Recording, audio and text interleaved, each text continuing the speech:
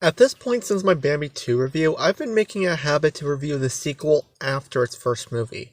Incredibles 2 was a different story, and I don't exactly have an idea why I did that. I don't know, maybe it was because I wanted to vent out my stress and anger at the time.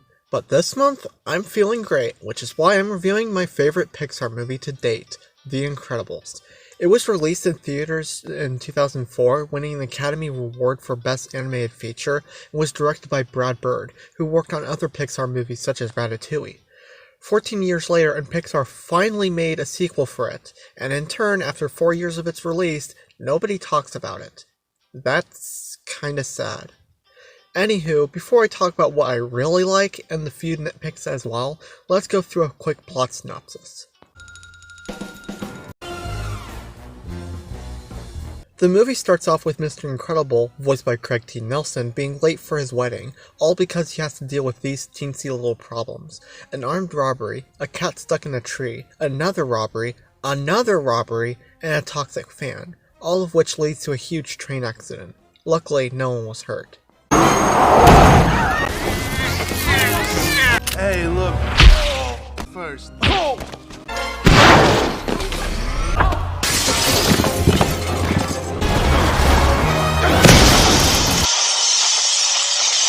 But despite all these good deeds supers have been doing, society tells on them, forcing the government to make them stop.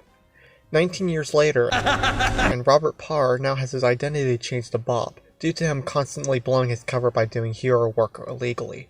In addition, he marries Elastigirl, voiced by Holly Hunter, works for an insurance company that he's practically sinking into the toilet, and has 3 children, 2 of which have superpowers. After a chaotic dinner, Bob gets invited to go bowling with Lucius, who's voiced by Samuel L. Jackson, but during their hangout, Bob drags Lucius to a residential fire, which is all witnessed by a secret spy. Man, what is with this movie regarding women? The next day at work, Bob goes Super Saiyan and yeets his boss through 7 pairs of walls and gets fired, and somehow his boss survived that. As he throws away his things from work, he finds the very first iPad that plays a pre-recorded message. If he accepts their deal to stop a killer magic 8-ball, his salary will be tripled, but the best part to Bob is being super again and accepts the offer. Even Helen, who is unaware of him getting fired, agrees to this, thinking he's going to a conference meeting. Bob is then taken to Woohoo Island and meets Mirage. She's voiced by Elizabeth Pena, and just like Elastigirl, she's beloved on the internet. Just take my word for it, don't look him up.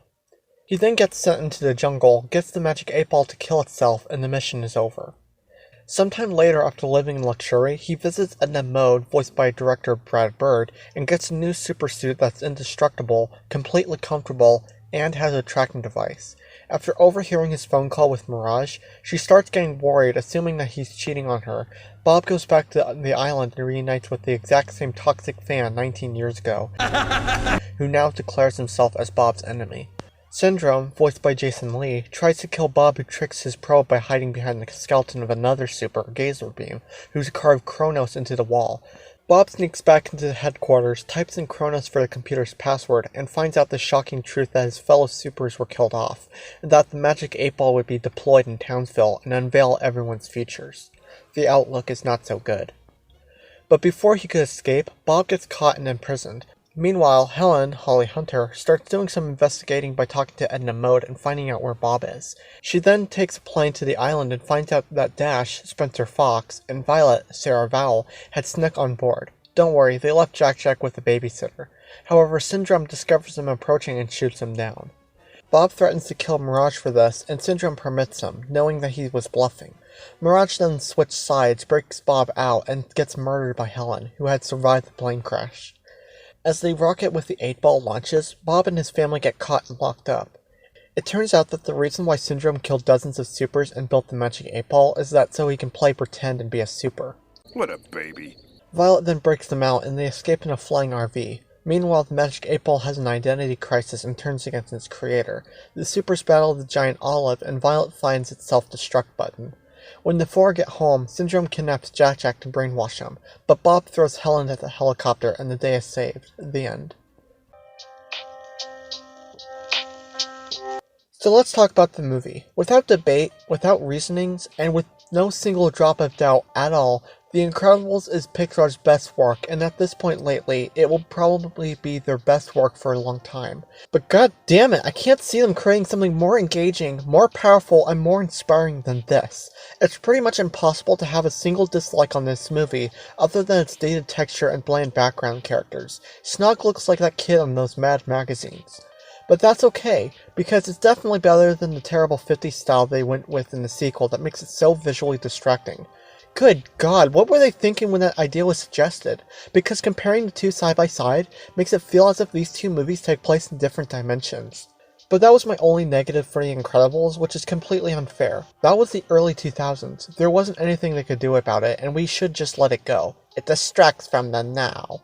And if you were to ask me to name any other negatives, all you would get is these two nitpicks.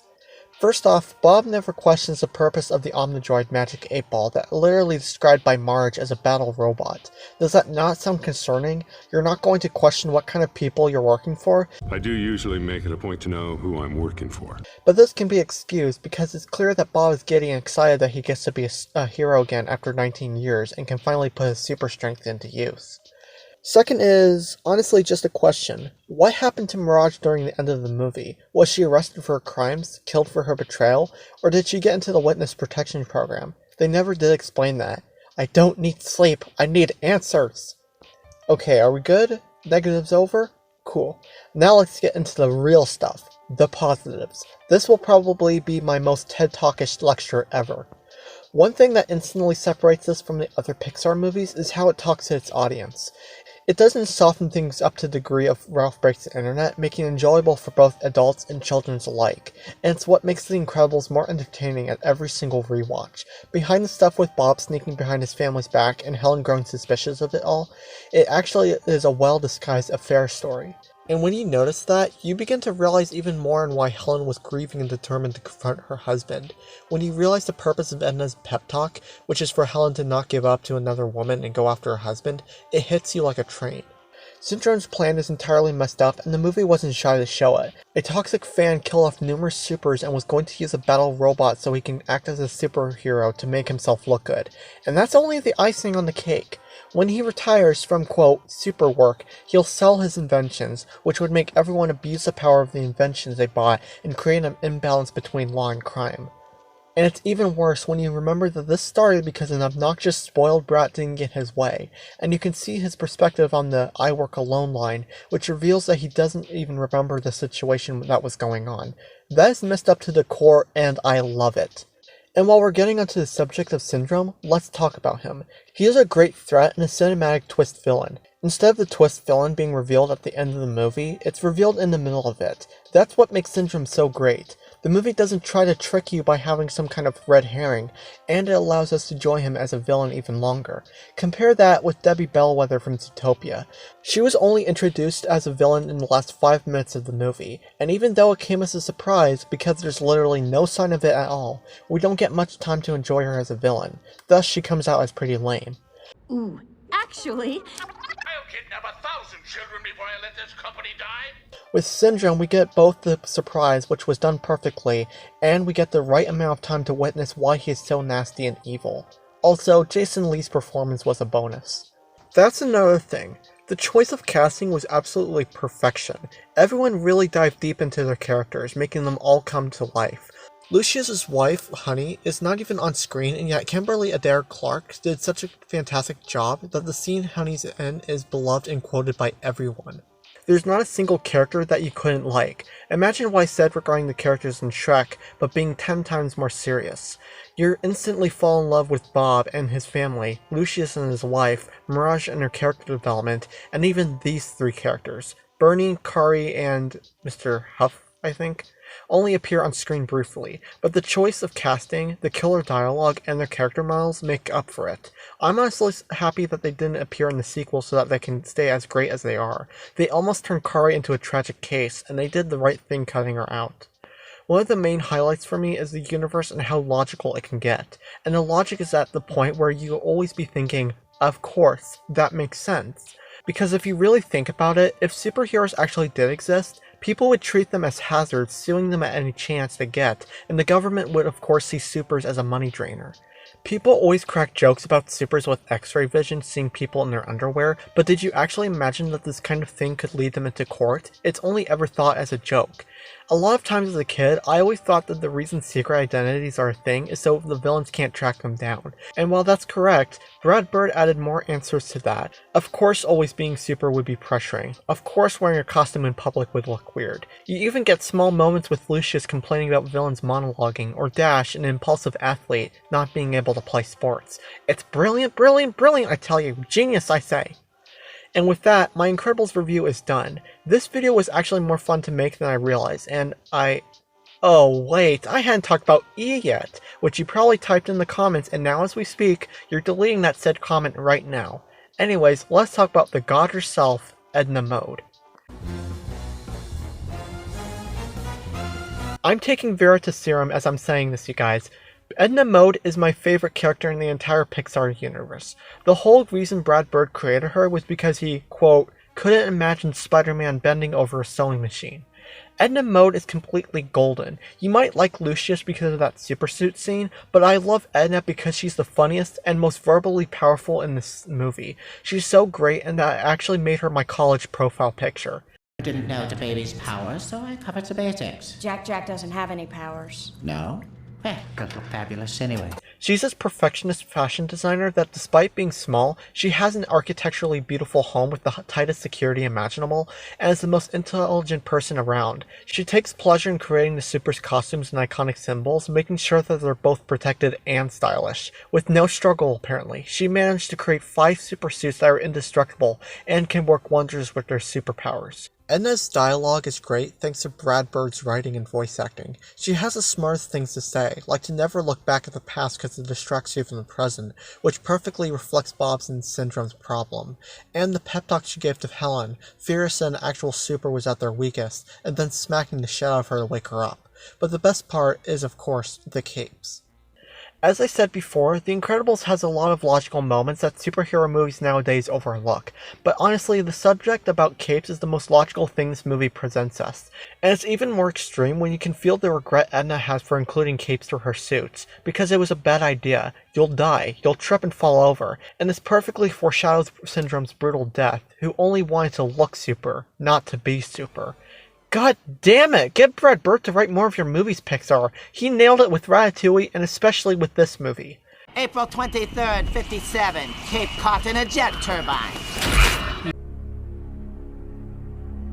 So that was my Incredibles review. Honestly, what can I add? It's a great movie with a killer music track, engaging action, clever usage for the superpowers, and amazing characters. And if you haven't seen it, then you're missing out, because this is the best superhero movie to ever hit cinema. Now granted, I'm not a superhero fan, and I've never seen Spider-Verse, which is apparently a cinematic masterpiece, but I can't see anything surpassing the brilliance of this movie. I give the 2004 Incredibles movie this channel's very first 10 out of 10. It's a golden keeper that I will watch over and over again. But not The Incredibles 2, that's for sure.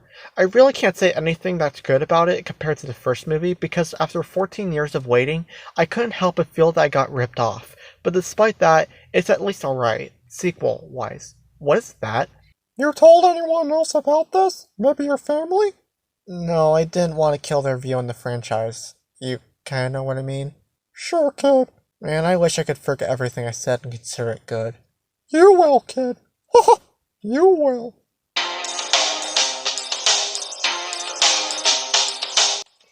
But perhaps you come with a challenge, eh? I was surprised to get your call. I just need a pet job. This is Mega Mash, outnumbered but very sturdy, and you'll tow right through it! What have you been doing, Robert? Uniting hero work?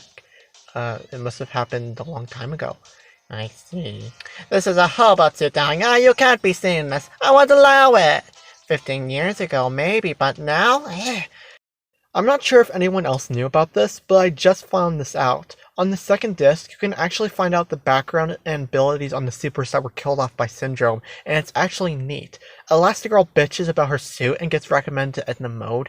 Thunderhead didn't actually graduate and can't read, and we even get to hear Gazerbeam's voice for the first time. Stratic Girl's death is even more tragic when you find out that she was a high schooler when she died. Wow. Yeah, better than these supers, and I recommend that you check this out.